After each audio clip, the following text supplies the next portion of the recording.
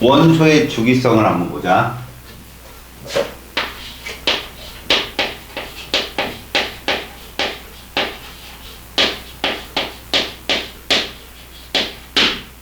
여기서 일단 원소라는 말하고 물질이라는 말하고 구별을 잘해. 기본적으로 우리가 입자를 설명할 때 원자라는 설명이 있고 원소라는 설명이 있어. 둘 다 가장 작은 구성 입자를 설명할 때 쓰는 말이거든. 근데 원자는 말 그대로 숫자 이런 개념이고 원소는 성분 개념이야. 얘들이 화학 결합을 하잖아.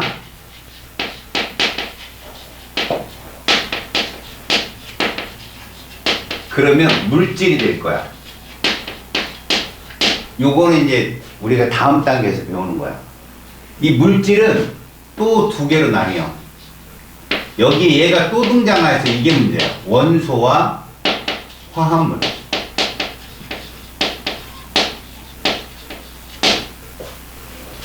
그러니까 원자 원소의 원소하고 원소 화합물의 원소가 다른 뜻이라는 거야. 이 원소는 물질의 원소이기 때문에 한 종류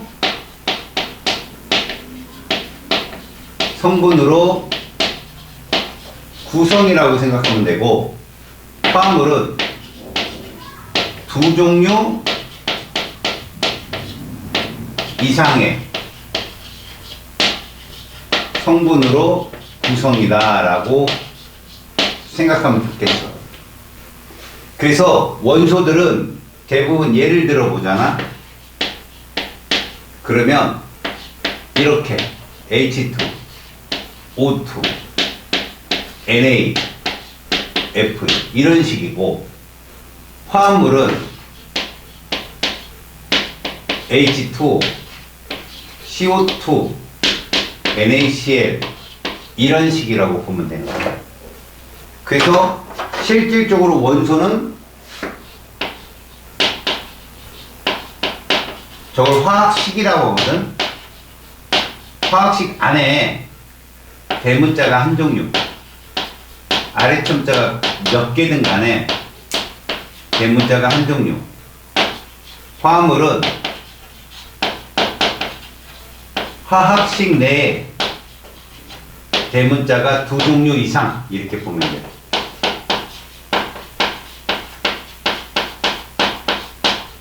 이러면 무조건 화합물이라고 보는 거지. 그래서 이 화합물도 여러분들이 어떤 화학 결합을 통해서 저게 되었는지를 배우는 게 1학기 중간고사의 전부야. 알겠니?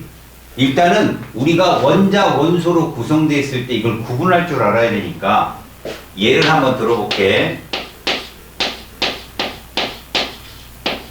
이런 물질이 있어. 이거 원소의 화합물이야. 화합물이지? 대문자가 두 개네. 그럼 우리는 원자적인 해석을 보면,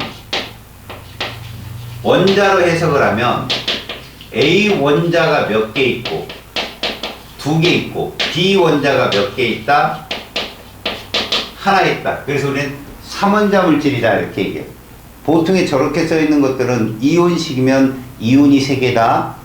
분자식이면 3원자 분자다 이렇게 표현해. 뭔 소리야. 하나 둘 됐죠? 요렇게. 그러면 원소적인 해석으로 보잖아. 원소의 해석으로 보면 A와 B 두 종류 성분으로 되어 있는 화합물이다 이렇게 표현하는 거야. 그럼 우리는 지금 원소의 주기성이라고 하는 것은 말 그대로 성분에 대한 해석을 하는 거야. 지금은 먼저 이 원소에 대한 그 성질, 그런 주기성의 해석은 과학의 역사, 이걸 과학사라고 하거든. 과학사를 지켜보면 과학자들이 어떤 노력을 했는지 보이거든. 최초에 구분이죠. 분석, 분류를 했던 과학자가 데베라이너예요. 이분께서는 그때 당시 원소도 그렇게 많지 않았지만 세 개씩 원소들을 구분을 했어요. 예를 들면 이런 거라고 보면 되겠죠. 예를 들면 7번 3번 리튬이 있는데 원자번호가 없었으니까 그때 7로 하자. 원자량이 7짜리가 있고 나트륨이 있고 칼륨이 있는 데가 39짜리야. 그렇다면 나트륨은 이들의 녹는 점, 끓는 점이나 이런 성질을 봤을 때 둘을 더한 값 46이지? 7하고 39를 더한 값 2로 나누면 23이 떨어지지. 이런 식으로 세쌍원소를 결정했어요. 그 사람은. 지금 말이야. 이게 무슨 얘기야 지금은? 얘들이 주기율표에서 동족원소에 해당돼. 다시 말해서 화학적 성질이 비슷하다는 거야. 그러니까 그때 당시에도 과학자들은 이러한 분류책을 썼다는 얘기야. 이렇게 지금에 봐서도 해석이 되는. 그 다음 원소가 좀 많이 만들어지고 나서 뉴렌즈라는 과학자가 이들을 원소들을 쭉 정리하다 보니까 8번째마다 화학적 성질이 바뀌는 옥타브설이라는 썰을 얘기해. 옥타라는 게 8번째마다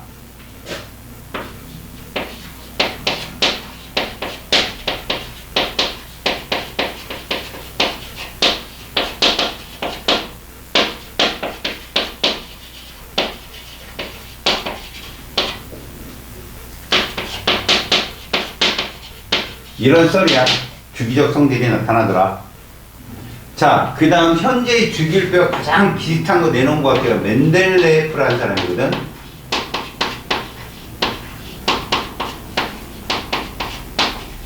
러시아 과학자인데 이 사람은 질량수 순서대로 나왔어. 그래서 지금의 주기율표가 비슷했지. 그런데 질량수가 안 맞는 애들이 나타나. 누구냐? 18번과 19번의 질량수를 보면 19번이 더 작어. 질량수가 이렇단 말이야. 알겠어? 그러니까 이건 질량수 순서대로 놨다가는 안 맞는 거지. 아르곤은 비활성, 칼륨은 일족원소니까. 그 다음에 27번 니켈하고 28번 코발트 요런 거. 얘도 27번이 질량수가 더 커. 요런 것들이 오류로 나타났다. 요런 거 정도. 현재의 주기율표는 모즐리라는 과학자가 X선 회절 실험을 통해서 원자번호 순서대로 지금 우리가 쓰고 있는 원자번호 순서대로 이 원자번호가 누구냐 봤더니 양성자의 숫자다. 양성자 수다. 이렇게 알려주는 거죠. 이렇게 나오는 거야. 이게 지금 과학사적인 얘기야. 자, 그러면 우리는 차근차근 이제 원소에 대한 얘기, 원소의 분류에 대한 얘기로 들어가 본다면 기본적으로 원소에 대한 얘기는 다 했고 그 다음 원소는 현재 몇 개 정도의 원소로 불린다? 110여 종류 110여 가지로 지금 나뉘고 있다 라는 것 정도는 시험 보기 전에 여러분들이 꼭 봐야 될 내용이에요. 알겠죠? 그래서 약 110가지인데 뭐 한 108, 9 이 정도부터는 인간이 인위적으로 만들어내는 원소래요. 그러니까 그렇게 원소가 존재한다 정도. 알겠죠? 그리고 중요한 건 원소의 분류예요. 이게 중요합니다. 우리는 이거를 분류할 줄 알아야 돼요. 뭐뭐로 분류할 줄 알까? 금속 원소냐 비금속 원소냐로 분류할 줄 알아야 되는데 주기율표상에서 금속 원소가 70%에 해당돼요. 훨씬 많습니다. 비금속 원소가 그중에 30% 정도에 해당되고, 금속이, 그러니까 중간에 뭐 5% 정도? 이게 이제 준금속이라는 원소가 있거든요. 그럼 금속 원소는 어떠한 특징이 있느냐? 자, 금속이기 때문에 금속과 비금속은 무조건 전자 움직임으로 파악을 먼저 하셔야 돼요. 지금은 그냥 특징입니다. 금속들의 일반적인 특징이에요. 금속은 기본적으로 얘를 갖고 있죠. 자유전자를 갖고 있죠. 그래서 이 자유전자가 나타내는 성질을 모두 갖는 거죠. 열, 전도성, 전기, 전도성이 자유전자 때문에 상당히 좋아요. 그 다음 이 자유전자가 빛을 산란하기 때문에 금속마다 고유한 광택이 존재를 합니다. 그리고 금속은요, 잘 퍼지고, 전성, 이걸 퍼짐성이라고 하죠. 그 다음에 잘 늘어나요. 연성, 뽑힘성이라고 얘기하거든요. 이게 좋다.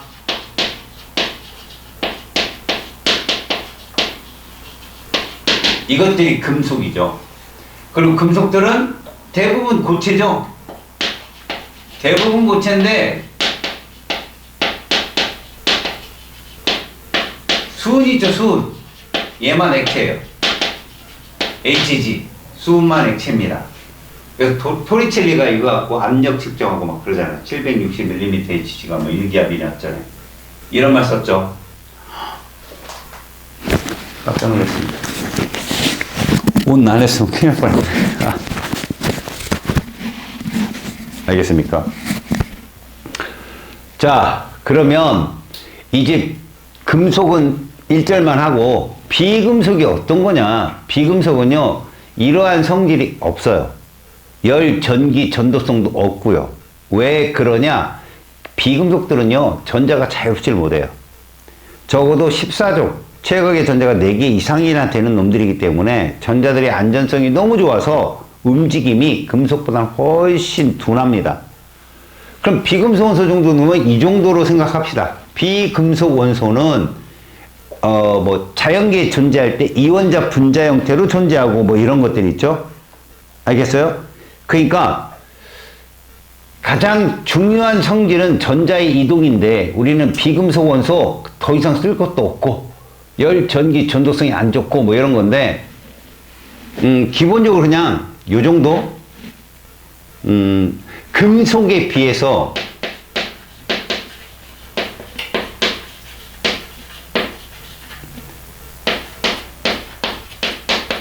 안 좋아요. 근데 누구 때문에? 흑연 때문에 얘를 써는 거예요. 예외는 흑연입니다. 흑연. 흑연은 또 좋아요. 물론 고체일 때만 좋아요. 액체가 되면 뭐 절연체는 아니지만 약간은 전류가 흐르긴 흘러요. 하지만 도체일 때가 제일 좋은 게 흑연이거든요. 예외는 흑연. 요 정도. 그렇다면 금속과 비금속은 무엇으로 구분을 하자 이거죠.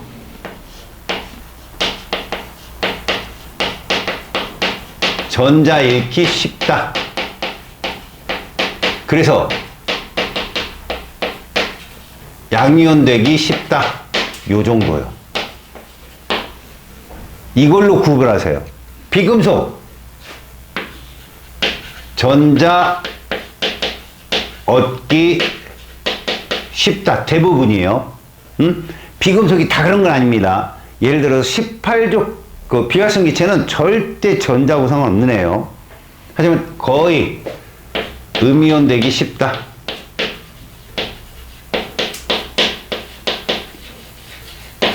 근데 비금속 중에 18종은 어떻다고요? 비활성 기체다. 누가 있다고 예외적으로? 18족 비활성 기체예요. 얘는 전자를 얻지도 잃지도 않죠. 알았습니까? 그렇다면 이제 원소도 분류가 됐네요. 그럼 우리는 얘들 가지고 이제 뭐 할 거냐는 거죠. 주기율표에서 얘들을 분류를 할 줄 알고 그 주기율표에서 어떤 성질이 우리에게 어떻게 출제가 되고 비유가 되는지 봅시다. 자, 주기율표를 해석을 할게요.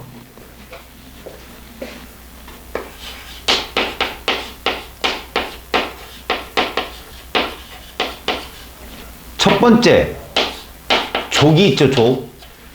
족은 주기율표상에서 뭐에 해당되느냐 그러면 세로줄입니다. 세로줄. 우리가 일반적으로 1에서 몇 족이라고 하죠? 18족이라 하며 우리는 3족부터 시작해서요. 12족은 범위 벗어납니다. 열애를 시킵니다. 3족부터 12족. 이걸 전이원소라고 하거든. 우리는 전용원소만 다루고 있어요. 자, 1족에서 18족을 족이라 부르는데 이 족은 무엇을 어떤 정보를 알아낼 수 있느냐?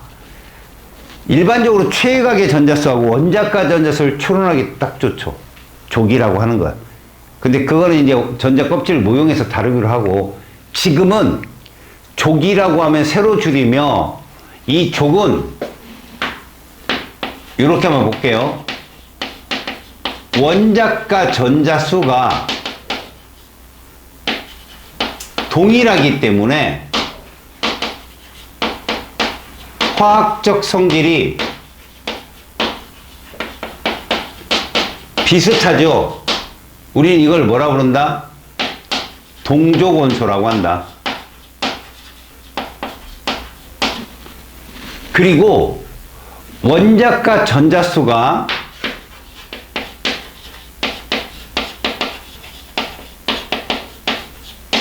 (3부터)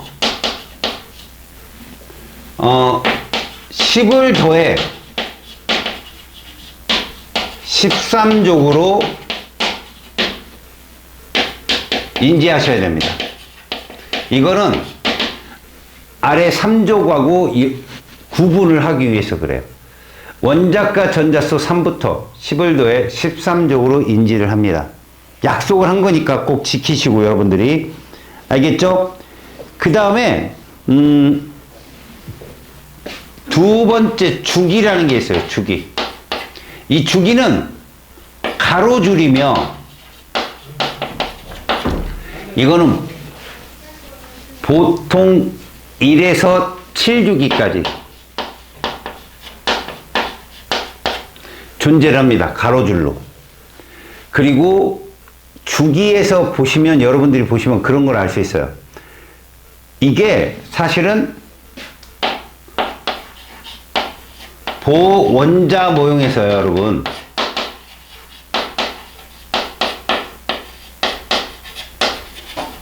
전자 껍질의 수라는 걸 나중엔 알게 됩니다. 그래서 저 1주기면 껍질이 하나고 2주기면 껍질이 두 개고 물론 바닥 상태부터 전자를 채울 때 필요한 껍질의 숫자다 라고 뒤에서 배우실 겁니다. 알겠죠? 그 현대의 주기율표 같은 경우 쭉 보잖아요.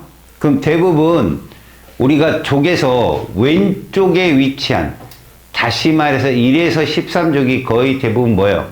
금속들이고 14에서부터 18족까지 거의 비금속 원소라는 것을 여러분들이 알 겁니다. 그죠? 거기에 있는 얘기 내용들이 그래서 왜 우리는 3족부터 12족을 열애로 쳐놨느냐? 그게 금속이라 그래요. 금속.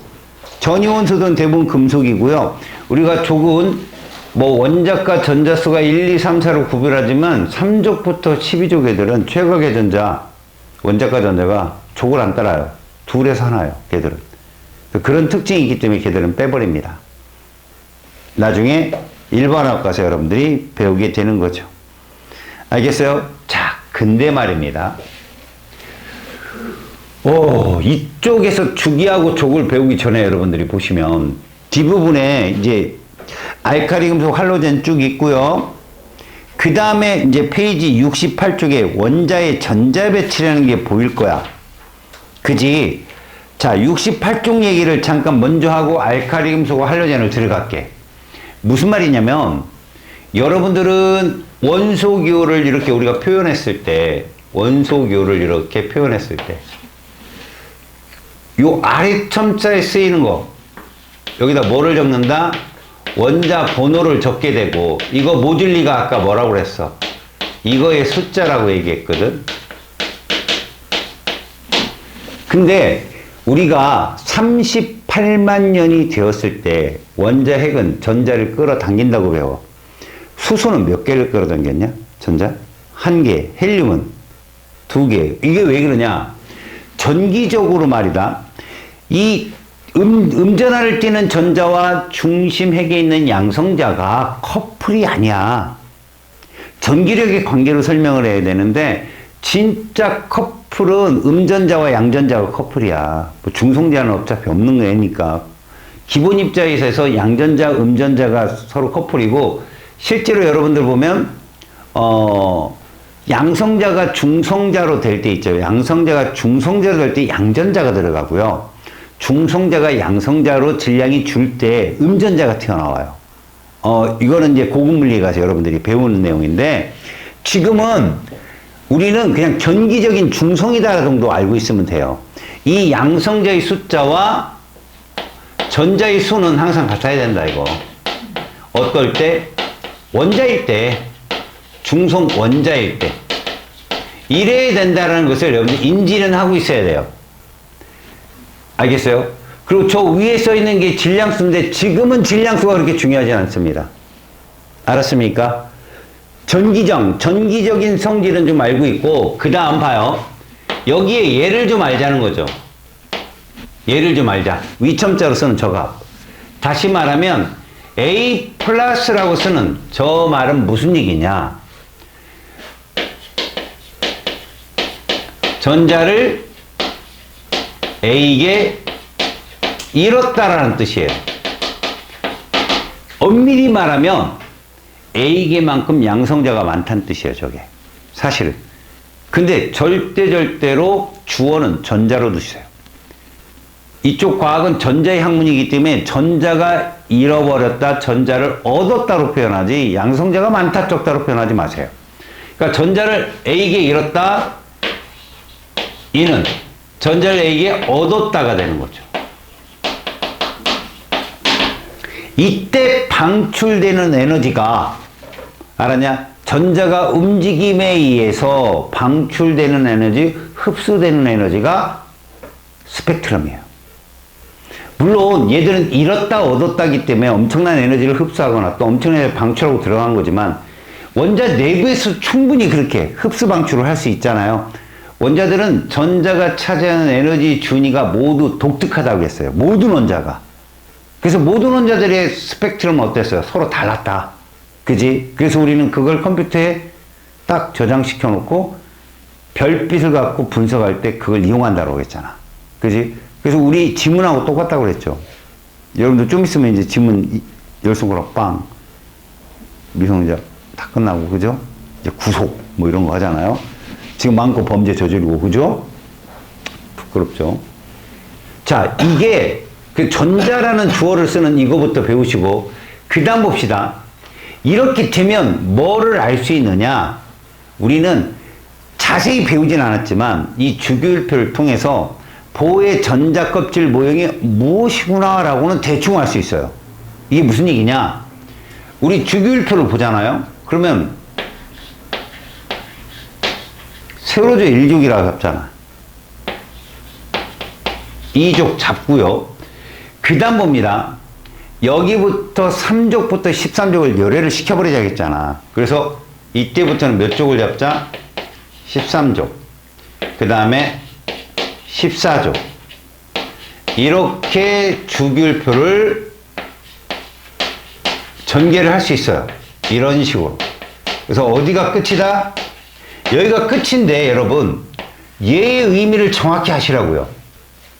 얘는 그 전자 껍질에 더 이상 채워질 수 없을 만큼 꽉 차 있을 때를 18족이라 하고요.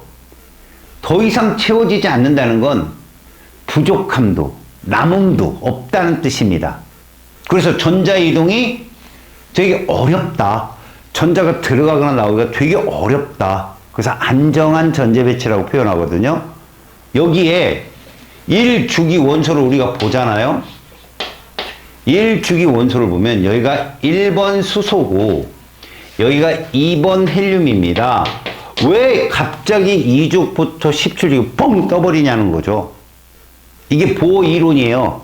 보호는 핵으로부터 전자의 움직임을 원운동으로 표현했어요. 물리학자들한테 두드려 맞을 일입니다. 그 집단 린치당할 일이거든. 근데 이 사람은 원으로 표현했고 이 사람이 최초로 표현한 원자가 수소예요. 수소 왜 그 표현 못해요? 보호론이. 근데 보호가 말한 그 전자 껍질이 이거 주기율패다 쓰니까 이거 아주 제대로인데? 해가지고 지금 쓰게 된 거야, 과학자들이. 보호 의견 안 묻고. 그냥 쓴 겁니다. 그럼 이게 무슨 말이냐? 1주기라는 건 전자의 껍질이라고 보시면 됩니다. 다시 말해서 1주기 그럼 뭐라고 생각한다? 얘는 핵을 둘러치는 전자 원이 하나밖에 없는 애들이에요. 근데 거기에 원소가 몇 개밖에 없어요? 2개밖에 없다는 건 그 핵과 가장 가까운 가장 작은 원에는 전자가 2개밖에 못 들어간다는 뜻이에요. 그래서 우리가 2번 헬륨을 이렇게 표현하잖아. 말 그대로 이렇게. 요 표현이 이게 누구다? 이게 전자거든. 그래서 얘를 몇 쪽이냐? 그러면 애들이 헷갈려요. 2쪽 이래서 작살납니다. 봐봐요. 이 원에는 전자가 최대 몇 개 들어간다고? 2개. 그럼 더 이상 안 들어가죠. 그런 애를 18족이라고 묻는 거예요. 그러니까 뭐예요? 자, 하나밖에 안 찬 놈, 다 찬 놈. 이거밖에 없는 거예요. 경우의 수가. 1주기는. 그래서 원소가 2개.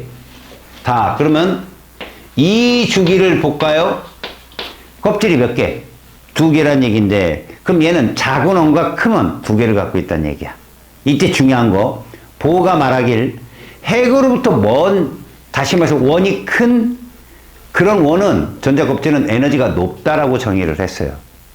다시 말해서 이렇게 안쪽에 도는 전자보다는 그 바깥쪽에 이렇게 껍질이 하나 더 있다. 얘가 몇 주기 원소라고? 이게 2주기예요.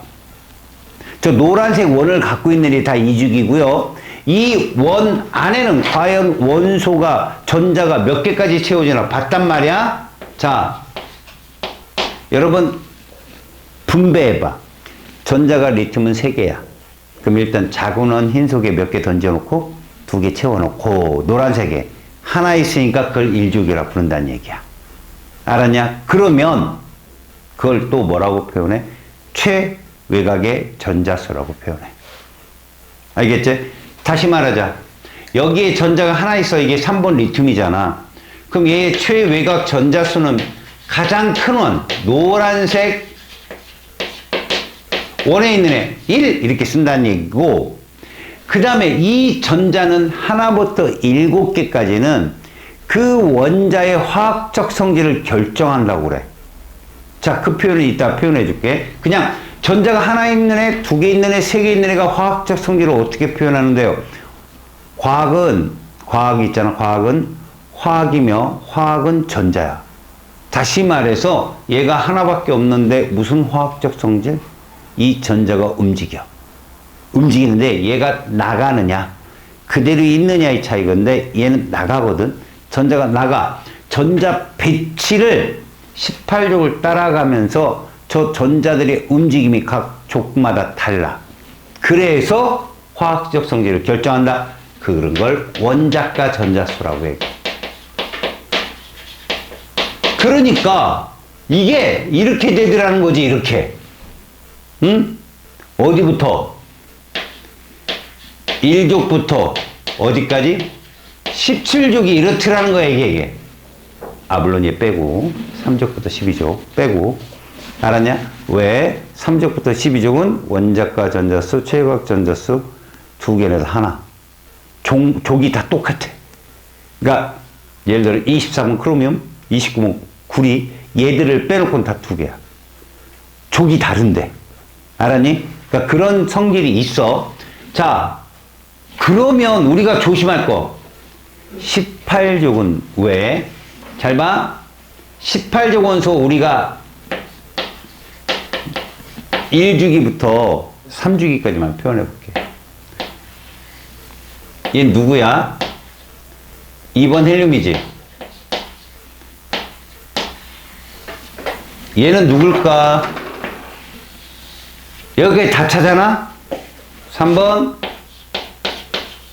4번, 5번, 6번, 7, 8, 9, 10. 그쵸? 그러면 전자가 몇 개 채웠는가요? 흰색은 2개가 채웠는가 다 됐고, 노란색엔 전자가 몇 개까지 차더라? 8개까지 차서, 흰색 2개, 노란색 8개, 전자는 총 몇 개더라? 10개. 그럼 최각의 전자는 우리는 얘를 이렇게. 최각의 전자를 우리는 몇 개? 이렇게. 오! 선생님 최각 전자가 달라요. 맞아요. 다릅니다. 하지만, 얘는 이거잖아. 똑같이. 1쪽부터 17쪽은 1, 2, 3, 4, 5, 6, 7입니다.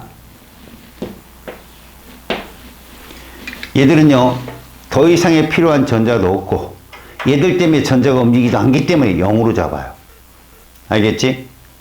이런 거죠. 18족은 최각의 전자와 원자가 전자에서 다른 말이에요. 그러면 여기까지 놨으면 이제 우리는 여기까지 넘어가겠죠. 3주기로. 그죠? 뉴렌즈가 그랬잖아. 8번째마다 성질이 바뀐다고. 그래, 당연히 여기가 누가 되는 거야? 이렇게 되는 거야. 그렇게 되면 12번 마그네슘에 13번 알루미늄, 14번 규소, 15번 인, 16번 황, 17번 염소, 18번 아르곤까지 갔어. 자, 그러면 하나, 둘, 여기까지 전자가 총 몇 개 채워진다? 10개 채워졌지. 그 다음에 여기 몇 번째 껍질이야? 세 번째 껍질에 전자가 또 8개가 다 찬다는 거야. 그럼 얘는 당연히 이게 18개가 돼야 되니까 얘는 이거죠. 원자과 전자수는요. 역시 이거다, 이거. 18족의 특징이에요, 이게. 알았어요? 이 18번 아르곤이죠. 자, 그러면 4주기로 가면 칼륨에 칼슘이 있는데 여기서 잘 봅니다. 빨간색 원이 필요한 게 몇 주기일까요? 3주기겠죠, 당연히. 노란색 원까지가 필요한 애들이 2주기. 지금 내가 말한 건 바닥 상태예요. 전자질이 차곡차곡 쌓였을 상태. 흰색 원 하나만 필요한 건 1주기라는 걸 이해하겠어요? 그래서 봐요. 흰색보다는 노란색보다는 빨간색이 원이 크지요. 큰 원일수록 거기에 있는 전자는 힘이 세다라고 보시면 돼요. 힘이 세다. 그래서 봐봐요, 여러분. 얘 가장 큰 원이 무슨 색깔? 노란색. 이건 빨간색. 굳이 얘를 한다면 파란색을 칩시다. 그러면 노란색과 빨간색 누구 전자가 에너지가 높다고? 얘가 에너지가 높아요. 이해가요?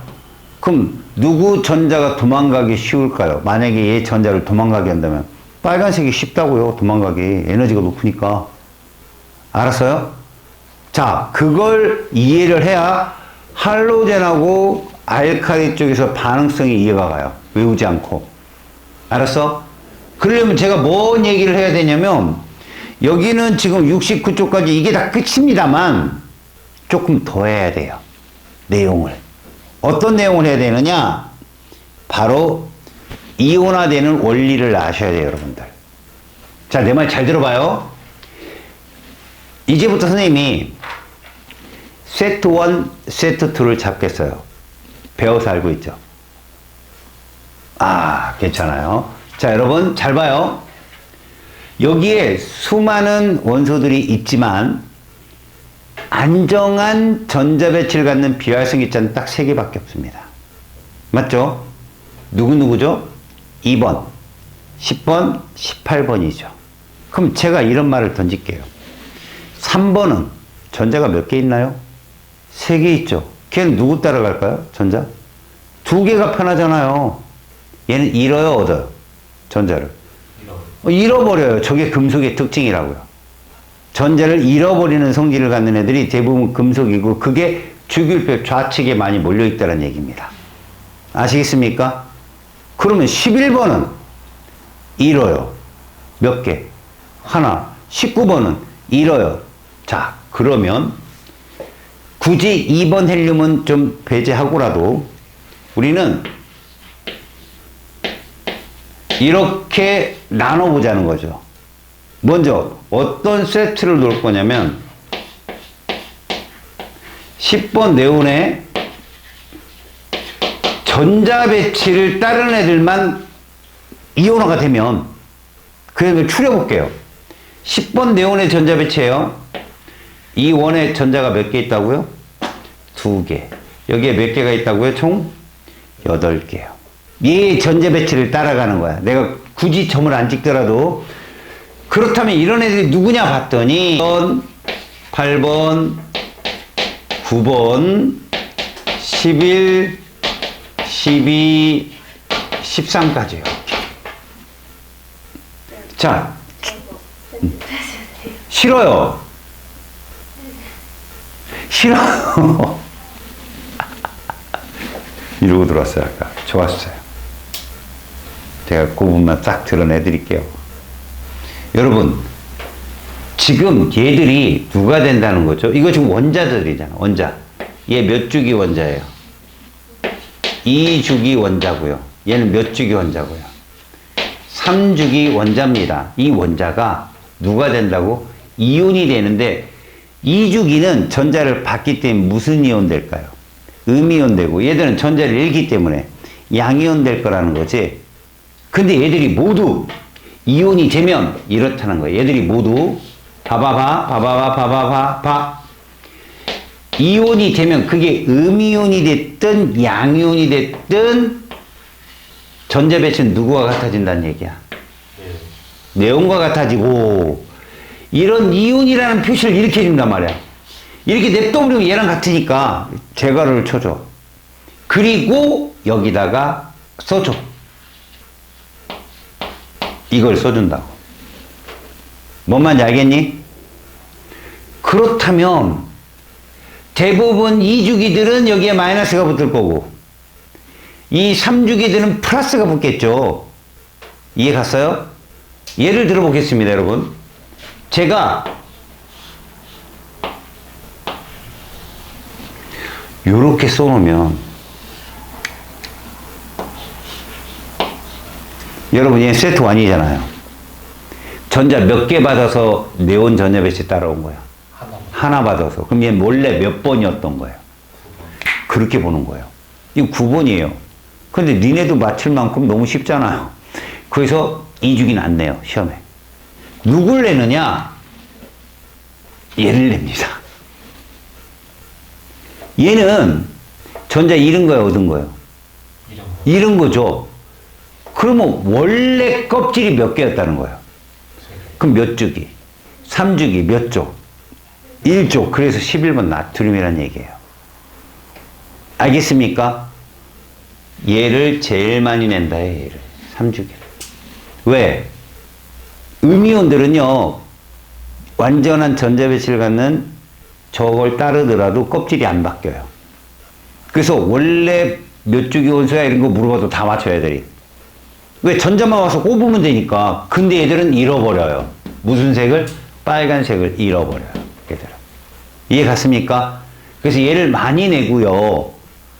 우리가 여기서 중요한 건 여러분, 전하는 마이너스 3, 마이너스 2, 마이너스 1이 있을 수 있고 플러스 1, 플러스 2, 플러스 3이 있을 수 있는데 마이너스 3은 안 내요. 너희들이 어디 가더라도 진로 선택 확 어려운 과정을 들어가더라도 안 내요. 양전하는요 1, 2, 3 모두 내요. 근데 음전하는 마이너스 2, 마이너스 1밖에 안 나오지만 얘들은 이 세트 1이라는 것들은 여러 가지에서 시험에 출제되기 쉽습니다. 그래서 세트 1으로 알아두고, 알겠냐? 두 번째. 얘도 있겠죠, 세트 2. 자, 그럼 얘는 뭐냐? 18번 아르곤의 전자배치를 따르는 거죠. 18번 아르곤의 전자 배치를 따르는 겁니다. 이해 갔습니까? 이렇게 되면 얘는 전자 무조건 받아야죠. 3가 마이너스 2가 마이너스 1가 마이너스 요것들이 몇 주기라고요? 3주기입니다. 3주기. 자, 근데 19번 칼륨 20번 칼슘으로 가면 얘들 몇 주기야? 4주기잖아. 이렇게. 맞죠? 그럼 얘들이 이온이 되면 이거죠. 하나,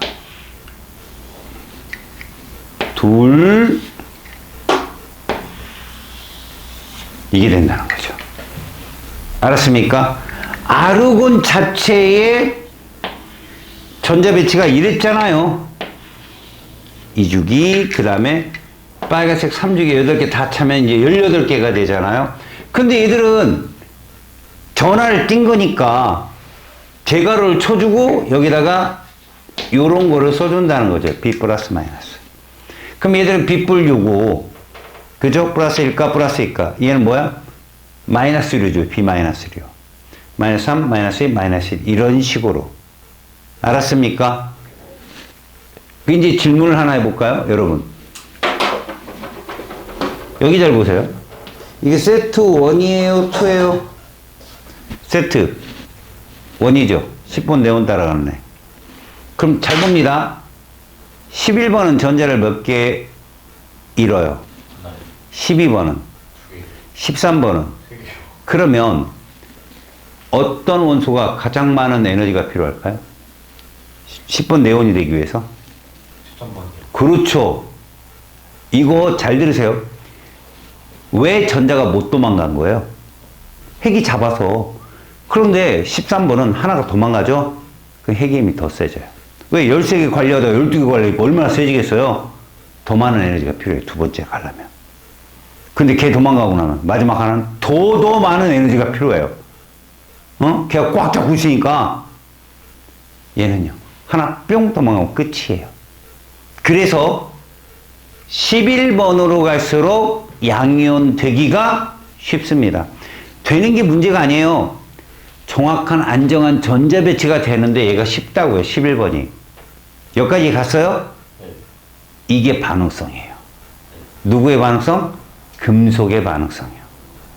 금속은 양이온이 되는데 안정한 전자 배치가 된 양이온이 가장 안정하겠죠. 그래서 주기율표상에서 왼쪽으로 갈수록 금속의 반응성이 크죠. 두 번째입니다. 이게 진짜 중요한 거죠. 3번은 노란색이 가장 큰 원이죠.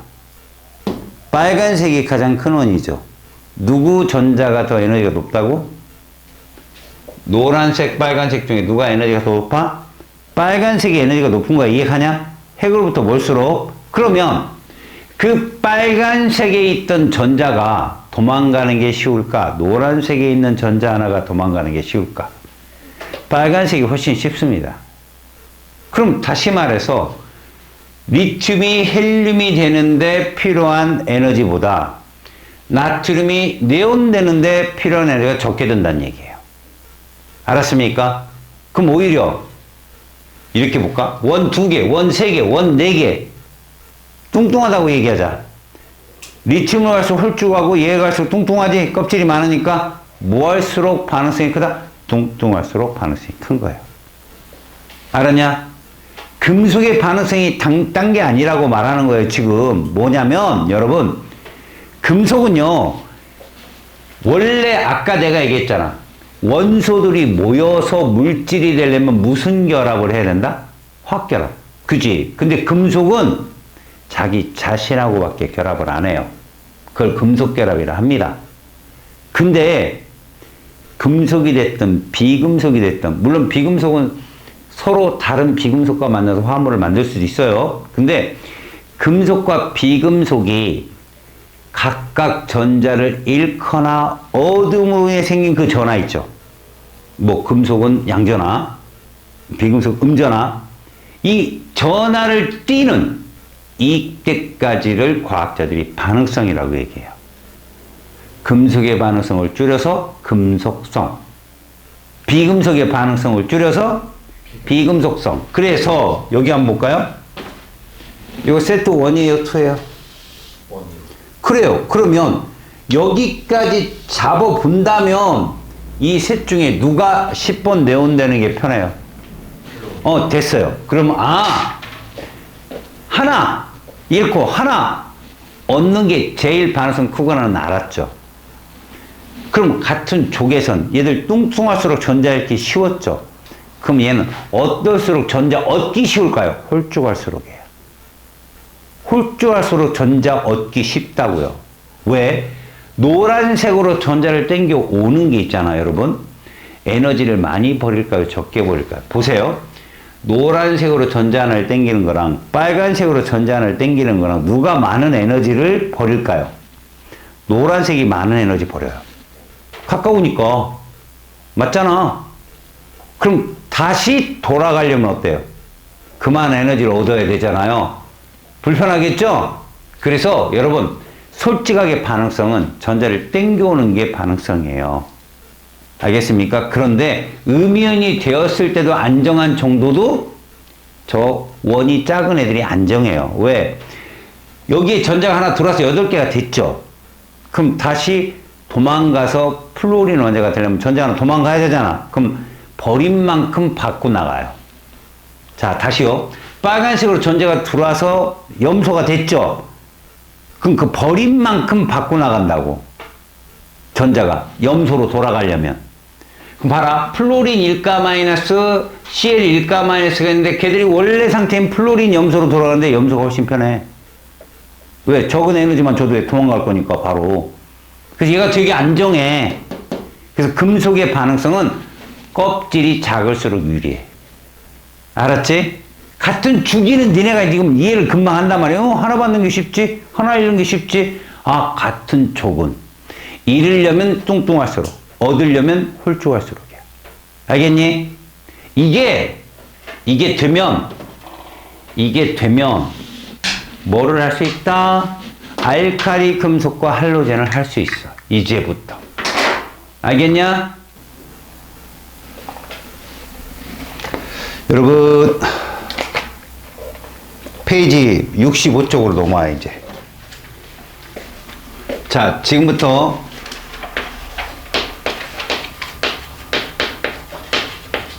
알칼리 금속을 치고 들어갈 거예요. 일단 알칼리 금속은 제일 중요한 게 얘가 제외됩니다. 소로 끝났기 때문에 얘들은 뭡니까? 비금속이에요. 또 하나 여러분 주기율표상에서 붕신 있죠. 붕소, 규소 둘이 준금속이라는 거 명심하시고요. 자, 그럼 여기가 리튬 몇 주기 원소죠? 2주기. 나트륨 몇 주기 원소죠? 3주기. 칼륨, 루비듐까지 봅시다. 5주기까지. 번호를 보시면 얘가 3번. 8 더해봐요. 옥타브 써요. 8 더해봐요. 자, 이 이후에 안 통해요. 18을 더하셔야 됩니다. 그래서 얼마? 이렇게 갑니다. 그 다음도 18을 더하거든요. 몇 번일까요? 55번이에요. 그게 세슘이에요. 그 다음에 32번을 더하시면 87번 프란슘. 우리가 보통 주기를 7주기로 잡으니까, 자, 선생님이 요 4개만 놓고 알칼리 금속을 달아볼게요. 어차피 여러분 금속이니까 기본적으로 아까 금속의 성질을 갖고 있는 건 다 갖고 있죠. 맞아요? 그래서 보시면 일단 상온에서 무슨 상태예요? 여러분 상온은 25도씨를 칭하는 말이에요. 고체 상태다. 그리고 얘는 아까 자유전자가 있어서 무슨 색 광택을 띈다? 은백색 광택을 띈다. 이 은백색 광택을 띌 때가 이 상태라는 게 니나칼로가. 알겠어요? 저 상태예요. 그 다음에 거기 두 번째 밀도가 작다고 써 있는데요. 다른 금속에 비해 이렇게 다른 금속에 비해 가볍다라고 생각해 주는 게 좋아요. 이 가볍다는 표현이 뭐라고요? 밀도가 작다 이런 표현이에요. 그래서 오른쪽 날개글을 잠깐 보시면 니나칼로 여기까지 보시면 물의 밀도가 1이거든요. 물에다 떨어뜨릴 경우 뜨는 애가 어디까지 뜨겠다? 칼륨까지 뜹니다. 1보다 작잖아요. 밀도가. 알았지? 그래서 물 위에서 확 하고 반응해요. 정말 소리가 나요. 딱 넣으면 리튬 슉 하고 도는데 나트륨은 슉 하고 돌고요. 칼륨은 슉 하고 돌아버려요. 누비dim은 여러분들 볼 일도 없겠지만 폭발물입니다. 그냥 넣으면 폭발해요. 빵! 자, 그 다음 세 번째. 얘는 가볍기도 하지만 물러요, 애가. 그래서 솔직히 손톱을 이렇게 눌러도 잘릴 정도예요. 근데 그러면 큰일 납니다, 여러분. 물기가 있으면 작살이거든요. 그래서 칼로도, 금속 칼로도 못 자르고, 뭐로 자른다? 나무 칼로 잘라야 돼요. 그래서 거기에 보시면 그랬죠. 칼로 쉽게 잘릴 정도로 무르다라고 했는데요. 절대 칼로 자르면 안 되고, 나무 칼로.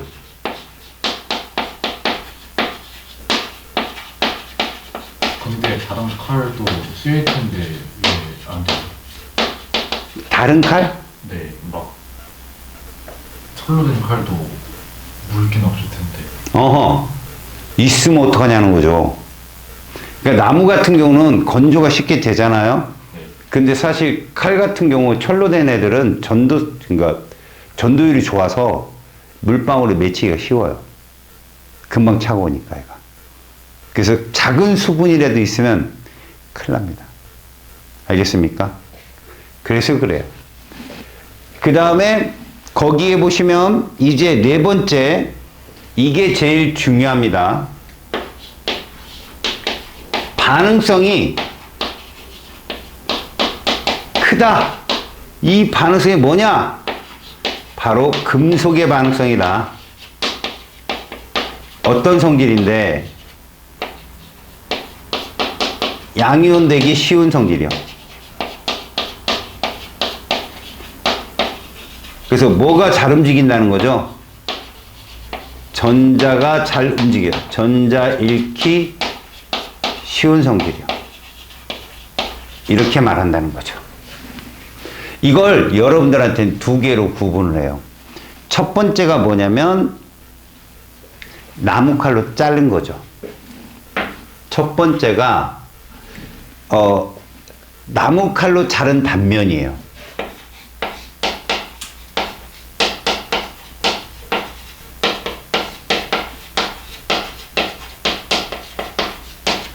무슨 색깔입니까? 은백색이죠, 이게. 본연의 색깔. 근데 이 은백색이 누구랑 반응해서? 공기 중에 산소랑 반응해서 검은색이 된다고요. 쉽게 말하면 부식된 겁니다, 여러분. 철이 녹쓰는 게 부식이잖아요. 공기 중에 산소랑 반응하는 거예요. 얘 부식된 거예요, 얘가. 그럼 우리가 알칼리 금속을 M이라고 놓잖아요. 알칼리 금속을 M으로 놔봅시다. 이렇게 되면 M이 산소랑 만난다고 이렇게. 자, 이때 여러분, 얘는 금속이고요. 얘는 비금속입니다. 이런 걸 화학결합으로 이온결합이라 하거든요. 금속이고 비금속이라. 그럼 이온 결정을 만드는데 이온 결정은 덩어리이기 때문에 조성비로 나타내죠. 금속은 대부분 플러스 1가고 산소는 마이너스 2가라는 거 세트 1에서 봤죠. 전의 합이 0이 되기 위해서 얘가 됩니다. M2. 그런데 이것이 질량 보존의 법칙에 의해서 숫자가 맞으려면 이런 식이 쓰여지죠. 그래서 예를 들어서 나트륨을 보면 나트륨의 예로 보면 이렇게 나트륨이 산소랑 반응해서 산화나트륨이 된다면 은백색 광택이 검은색으로. 그럼 그 단면을 살짝 벗겨내면 다시 또 은백색 광택이 나타나요. 근데 갑자기 또 검은색으로. 그렇다면 이 속도, 은백색이 검은색으로 바뀌는 이 속도 있죠, 속도. 속도가 리튬보다는 나트륨보다는 칼륨이 더 빠르다고요, 이렇게. 이게 반응성이 큰 거예요. 알겠어요? 그러니까 은백색 광택의 색깔이 빠르게 변한다는 건 이온화 되는 게 쉽다는 얘기입니다, 얘가. 알았죠? 자, 그러면 이제 두 번째입니다. 알칼리 금속과 물의 반응이에요. 이때 왜 알칼리인지 이제 이유가 나옵니다. 알칼리 금속 M이 물에 들어갑니다. 그럼 이 물과 반응해서 얘가 MOH가 돼요. 이게 염기성이에요.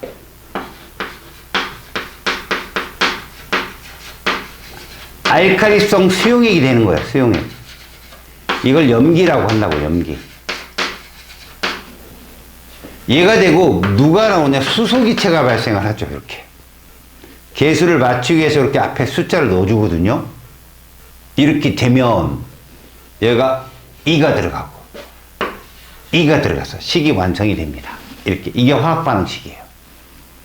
자, 이 식을 역시 리튬을 예를 들을게요. 리튬. 자, 리튬이 들어가서 물과 반응을 하게 되면 수산화 리튬 수용액이 되고 수소가 발생하는데 얘는 당연히 수산화 리튬이 되는 거거든요.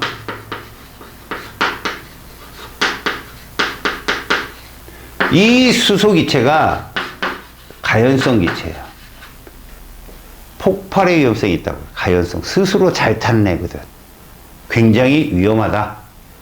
알겠죠? 그래서 이렇게 가는 속도. 일단 여러분 여기서 수소 기체를 발생하는 속도라도 괜찮고, 물속에 들어가서 반응하는 속도를 보면, 물과의 반응성을 보면, 리튬보다 누구? 나트륨. 나트륨보다 누구? 칼륨. 칼륨보다 누구? 루비딘까지 돼요. 알았습니까? 이게 뭔 얘기죠? 전자 잃기 쉬워서 이거죠. 알았어요? 전자를 잃기 쉬워서. 그래서 여러분 수용액이라 해가지고 혼합물이네요. 그러지 마요. 리튬이 리튬 플러스로 되는 건 화학변화예요. 전자를 잃어버리기 때문에. 이거 NaCl이 물에 녹는 거랑 다릅니다. 나트륨이 물에 녹으면 Na 플러스가 돼요. 전자를 잃어버리는. 이거 화학변화라는 거죠. 그러니까 여러분 그런 거예요. 금속도요. 반응성이 엄청 크면 공기 중에서 반응을 할 수 있어. 수증기랑 만나서. 물방울이랑. 그래서 어떻게 해야 돼요? 보관을. 어떻게 했냐? 외부 O2와 H2O를 뭐 해야 돼요? 차단을 해야 됩니다. 공기와 H2O 차단해야 돼요. 그래서 일반적으로 석유나 아니면 벤젠이에요. 벤젠. 혹은 액체 파라핀이라고 하거든요. 이 파라핀은 뭐냐면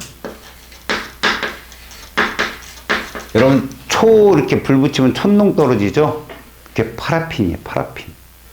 거기다 넣어서 보관을 해야 됩니다. 그 정도로 외부랑 차단을 안 시키면, 그러니까 약품 서재에 딱 들어갔는데 연기가 올라오고 있다. 그럼 100%예요. 근데 연기 올라오면 끝난 겁니다, 여러분. 그거 폭발해요. 그래서 그 정도면 그냥 화약 창고 폭발보다 더 위험해요. 그건 진짜로. 왜? 화약 같은 건 빵 터지면 충격이 있어. 벽하고 이런 거 있잖아요. 얘는 그냥 공중분해가 돼버리거든요. 수소가 발생하니까 수소폭탄 터지는 거랑 거의 비슷하거든요. 빵 터지면 굉장히 위험합니다. 비치인가증이 있어야 돼요. 그래서 위험물 취급 인가증이 있어야 그걸 관리할 수 있습니다. 알겠습니까? 그래서 알칼리 금속은 특별히 공기와 수분을 차단한 그런 상태에서. 자, 페이지 66쪽 가보세요. 탐구자료청에 두 개가 딱 떴어요. 그죠? 딱 떴는데 여러분들이 거기서 좀 알아야 될 건 이런 겁니다. 나무칼로 자른 단면을 통합과학 수준으로 시험에 낸다면 어떻게 나오냐?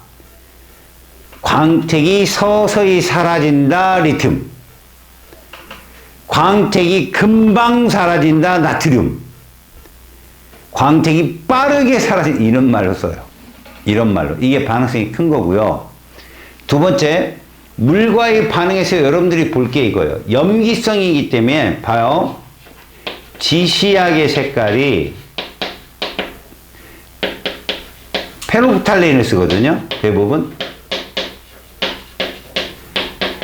이 페노프탈레인은 중성인 무색이 붉은색으로 바뀌어요. 염기성에서 붉은색으로 바뀝니다. 알겠습니까? 무색의 중성에서 붉은색으로. 근데 이때 사실 강하냐 약하냐를 판단하는 게 아니에요. 붉은색은 얘 그냥 염기성이냐 아니냐를 판단하는 거죠. 알았어요? 붉은색을 모두 공통적으로 띈다는 건 알칼리성을 띈다, 이렇게 보시면 됩니다. 거기도 써있죠.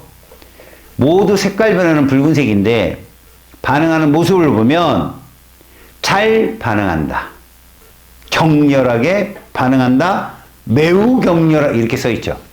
이게 반응성이 큰 모습의 표현이에요. 알겠습니까?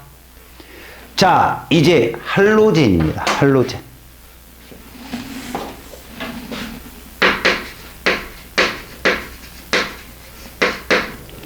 자, 할로젠은 일단 17족이죠. 할로젠은 17족이며 이 17족 원소는 9번 플로린이 있고요. 2죽이에요. 17번 염소가 있고요. 3죽입니다. 35번 브로민이 있고요. 이거 4죽이에요. 53번 아이오딘이 있어요. 5죽입니다. 풀 뜯는 염소를 보. 알았죠? 이렇게라도 외워 두셔야 됩니다. 그러면 이 할로젠은 가장 시험 출제가 조금 어려울 거다라고 얘기하지요. 하는데 할로젠의 반응성은요, 전자를 어떻게 하는 성질이다? 얻는 성질이에요. 전자 얻기가 이렇게요. 비금속의 반응성이 어디로 갈수록 껍질이 작을수록 크다. 이게 무슨 성질이냐? 음이온화 되기 쉽다. 전자 하나씩 얻는 거. 음이온화 되기 쉬운데 그 쉬운 와중에도 껍질이 작은 애들이 더 쉽더라. 전자 한 개 얻기 쉽다, 이런 표현이거든요. 그럼 이들이 어떠한 반응성을 보이느냐? 사실 보세요. 얘들은 자연계에 뭘로 존재하냐면 공유결합 물질 분자로 존재하거든요. 자연계에 X2 뭐라 불러? 이원자 분자로 존재한다고 그래요.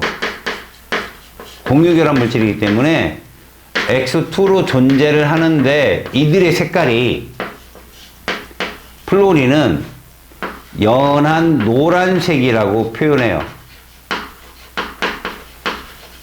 Cl2는 노란색이고요. 브로민은 젓갈색이라고 표현해요. 그 다음에 아이오딘 보라색이라고 표현하거든요. 자, 여기서 상온의 상태예요. 25도씨. 얘들 모두 두 개 다 기체거든요. 근데 얘만 혼자 액체예요. 브로민만. 그리고 얘는 승화성 물질, 고체예요. 승화성 물질. 자, 근데 얘들의 반응성은 도대체 뭐냐 그러면 여기는 아무것도 안 써 있습니다. 그쵸? 반응성에 대한 얘기가 아무것도 안 써 있어. 뭐 수소와의 반응성이 있고 알칼리 금속과의 반응성이 있는데 얘들의 반응성을 보자면 이런 식으로 보셔야 됩니다. 잘 보겠습니다. 이게 좀 어려운 내용이니까요. 학교에서 안 가르쳐 줄 수도 있습니다. 이걸 사유마탄소라고 그래요. 얘를 물이라고 하고 둘이 안 섞이네요. 무슨 말이냐? 물은 극성 분자고 사유마탄소는 무극성 분자인데 물에는 얘들이 안 녹아요. 이온자 분자가. 알았습니까? 자, 사유마탄소에서 잘 보세요. 염소기체는 무슨 색을 띈다? 노란색. 브로민은 무슨 색을 띈다? 젓갈색. 아이오딘은 무슨 색을 띈다? 보라색. 이거예요. 노적보. 알았습니까? 그럼 물에서는 얘들 어떻게 존재해야 돼? 자, 물에서는 여러분 얘들은 이렇게밖에 존재할 수가 없습니다. 이온으로밖에. 근데 수용액에 저렇게 음이온만 있나? 아니에요. 물 속에 녹는 물질은 이온 결합 물질이 녹는 거기 때문에 반드시 저 전하를 띤, 양전하를 띤, 저 음전하와 양전하를 띤 놈들이 전하량이 똑같이 있어야 돼요. 그래서 저는 얘들은 같이 있는 얘를 잡아줄게요. 왜? 실제로 할로젠은 알칼리 금속과 굉장히 격렬하게 반응 잘해서 1대1 결합 잘합니다. 실험을 본다면 이런 거예요, 여러분. 반응성이라는 게, 요렇게,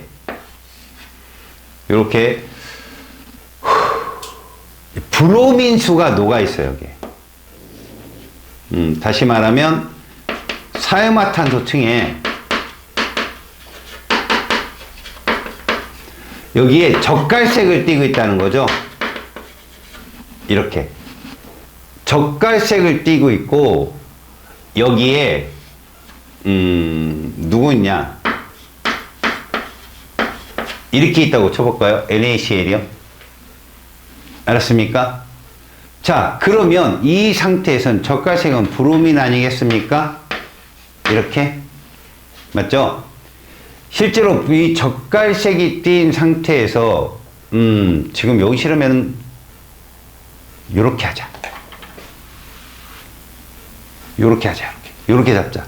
얘를 브로민을 넣어놓고 사유마탄소가 있어. 여기 브로민이나 나트륨 수용액이 있는 곳에 염소기체를 집어넣는 거야, 이 안에. 알겠냐? 염소기체를 통과시키면 실제로 Cl2 기체가 여기를 들어가. 그럼 색깔이 무슨 색이 되겠냐? 노란색이 되겠지. 기잖아. 근데 얘를 막 흔들어. Cl2를 넣은 다음에 여기 색깔이 노란색이 되겠지. 사유마탄소 층이. 왜?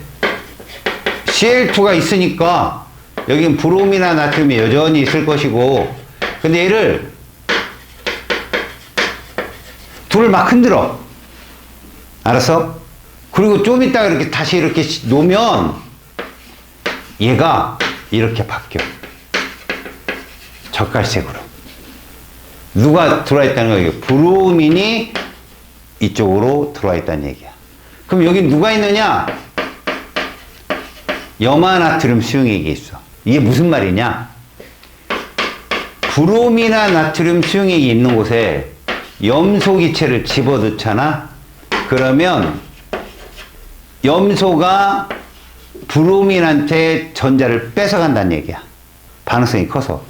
그래서 NaCl이 되고 전자를 뺏긴 브로민이 사유마탄소의 색깔을 띠게 되는 거지. 어려운 얘기야. 하지만 이러한 반응을 보고선 염소가 브로민보다 반응성이 크구나를 보여주는 거야, 저게. 알겠습니까? 단순하게 그거예요. 그러니까 염소기체가 브롬이나 나트륨인데 나트륨 반응 안 하고요. 브로민 자체가 그러니까 CL이 브로민에 있던 전자를 뺏어버리는 거야. 그 브로민을 분자로 만들어버리고 지가 이온이 되는 거지. 반응성이 커서. 알았죠? 그리고 자, 얘는 수소와의 반응을 한다고 그러죠. 반응 잘합니다. 분자 돼요. HF, HCl, HBr, HI 이런 화합물이 되는데 중요한 건 플로리나 수소, 염화 수소, 브롬이나 수소, 아이오디나 수소가 있거든요. 근데요, 얘가 모두 산성을 떼요. 산성. 근데 이쪽으로 갈수록 산성이 강해요. 그래서 이게 실제로 이렇습니다. 여러분, HCl이 물에 녹으면 뭐죠? 염산이잖아요. 강산이에요. 굉장히 강한 산. 그런데 브롬이나 수소, 아이오디나 수소가 더 강한 산이에요. 자, 이건 수소와 반응이 굉장히 잘하긴 하는데 플로린 자체가 여러분 수소를 잡고 안 놔요. 너무나 반응성이 세가지고 전자를 꽉 쥐고 있고 공유결합을 꽉 쥐고 있으니까 수소가 떨어져 나갈 리가 있겠어요? 굉장히 약한 산, 여기부터는 굉장히 강한 산으로 존재한다. 또 하나, 알칼리 금속과 격렬하게 반응한다.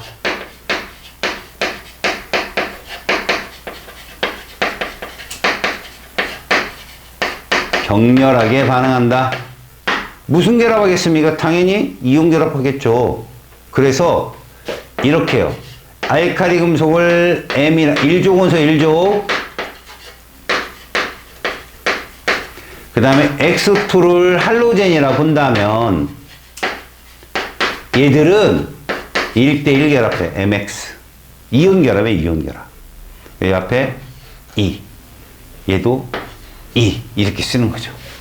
그래서 실질적으로도 예를 든다면 나트륨하고 염소 기체가 반응하잖아. 그럼 NaCl이 돼요.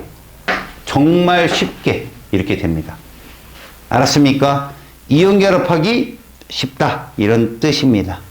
알겠습니까? 여러분들 지금 69쪽이 끝났고, 그리고 페이지 저기 가봅시다. 71쪽 가봅시다, 여러분. 71쪽. 자, 요것만 잠깐 하고 이제 끊을 테니까 잘 보세요. 전자 배치와 원소의 주기성을 한번 보잖아요. 그래서 알칼리 금속과 할로겐의 전자 배치를 우리가 보자. 알칼리 금속, 그럼 리튬, 그러면 작은 원 하나에 큰 원이 하나 또 있으면 돼요. 맞죠? 이 안쪽에 작은 원은 전자가 2개 들어갈 거고, 다시 큰 원은 전자가 하나 들어가겠죠. 분배하면 됩니다. 자, 여러분 3번입니다. 여러분 3번. 그러면 이 작은 원에는 전자가 2개 들어가요. 그럼 얘한테는 요 노란색 원 하나만 더 있으면 되죠. 이게 바로 원자 모형이죠. 그래서 원은 몇 개 있다. 그게 전자 껍질의 숫자니까 2개가 전자의 껍질 수고, 원자과 전자수는 당연히 가장 큰 원에 있는 애 1 이렇게 쓰는 거고, 얘를 우리가 이렇게 읽는다. 2주기 몇 족 1족 이렇게 읽더라, 이런 얘기야. 이해 갔죠? 그 다음에 나트륨은 어떠냐? 11번입니다 여러분. 11번. 그럼 일단 원은 3개가 필요하겠다. 왜? 흰색엔 2개가 들어가고 노란색엔 8개가 들어가는데 나머지 하나를 더 넣을 애가 필요하네. 요거 빨간색. 그래서 여기에 전자가 하나 있다. 그렇다면 얘는 원이 3개가 필요하니까 3주기. 더군다나 가장 큰 빨간색에 전자 하나 있으니까 1. 3주기 1족. 거기에 더불어 원자과 전자수 1, 최외각 전자수 1. 이런 식으로 표현해주면 됩니다. 자, 플로린 9번입니다. 9번이라도 10번을 넘지 못하잖아. 2개, 그 다음 몇 개? 7개 이거죠. 여기에 7개가 있겠죠. 7개. 이렇게. 그럼 우리는 일단 원은 2개. 그 다음에 최각의 전자 7개. 그러면 우리는 2주기. 자, 17족, 3부터는 13족이라고 인지하라고 했죠. 그 다음 염소 17번. 그러면 얘도 작은 원 전자 2개 들어가고 노란색 원 8개 들어가고 빨간색 원에 몇 개만 있으면 17개다. 아록은 바로 직전이니까 이렇게 7개만 있으면 되겠구나. 그래서 얘는 원이 3개니까 3주기에 7, 3주기 17족, 최각 전자수 7개, 원자과 전자수 7개 이렇게 보시면 됩니다. 자, 2번 화학적 성질이 비슷한 원소. 여러분 A는 전자수 2개죠. 이거 조심하라 그랬죠. 몇 족입니까? 18족이에요. 원 하나 있기 때문에. 그래서 전자가 들어있는 전자값 주수 1이고요. 원자값 주수 2가 아니란 얘기죠. 최각 전자수 2 맞아요. 최외각은. 근데 원자값 전자수는 0입니다. 얘. 흰색 원은 2개가 최대니까. 그래서 1족이 18족이라고. 이 헬륨 조심하세요. 헬륨. 다음 붕소가 있거든요. B 붕소가 아니군요. 10번인가 이건 네온이겠죠. 그럼 B는 10번이기 때문에 원이 2개가 필요할 겁니다. 흰색 하나, 노란색 하나. 2개 8개씩. 그래서 전자가 들어있는 껍질수 2개지만 역시 원자과 전자수 0입니다. 알았죠? 0이고 그 다음에 2족이 18족이라고 불리는 게 당연하고요. 12번 그럼 원은 3개 필요합니다. 2, 8, 2. 그 3주기 2족이라고 해요. 3주기 2족. 원자과 전자수 2. 다음 20번은요. 원이 4개 필요해요. 20번. 흰색 원 2개. 노란색 원 8개. 그럼 10번 됐죠? 빨간색 18번. 그 다음에 마지막 여기에 전자 몇 개 있으면 돼요? 2개 있으면 되죠. 그래서 총 몇 족이에요? 4주기 2족이 되는 거예요. 원은 4개니까. 원자과 전자수 1이고. 그러면 C하고 D는 같은 족인 거죠. 동족. 알았죠? C하고 D는 같은 동족. 대신 C는 누구 따라가요? 10번 네온의 전자 배치를 따라갈 거고 얘는 누구 따라가요? 18번 아르곤을 따라가니까 얘는 세트 2. 아까 마그네슘은 세트 1. 이렇게 될 겁니다. 아셨습니까? 오케이? 그럼 숙제는 실력업까지 하시고요. 알았어요?